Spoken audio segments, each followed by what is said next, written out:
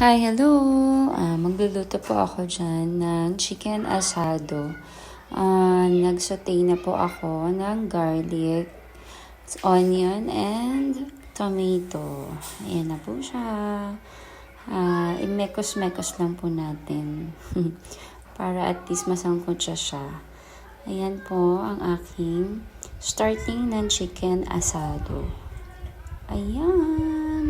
Kumukulo-kulo na. Lumalabas na ang kanyang citrus. Diba? Bongga na yan pag nilagay na yung carrots and patatas. Kasi yung aking chicken, pinakuluan ko dyan dahil galing pa po sa ref. Hindi ko pa siya nailagay. Ayan matigas pa siya. So, I decided to pakuluin muna para at least, para yung muna, isasangkot siya ko din muna dyan yung carrots and patatas. Ayan. Since wala po akong bell pepper, kaya medyo dinamihan ko ng konti yung kamatis. Ayan. Hintayin lang po natin ang ating chicken asado. Ayan na po, nilagay ko na po ang chicken na galing sa pakulo. Ayan.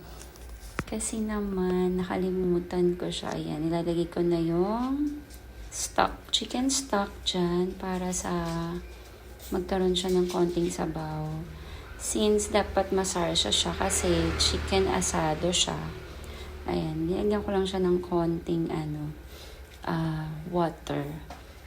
Ayan, yung pinagkuluan niya. Diyan ako kumuha ng tubig na nilagay.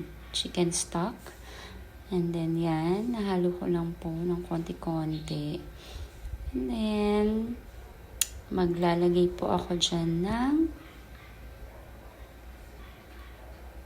pampalasa. Asin, paminta. Actually, konting-konting asin lang nilagay ko dyan kasi pag nagigisa ako, nilalagyan ko siya ng patis. Ayan na po ang aking chicken asado. Thank you for watching! Salamat!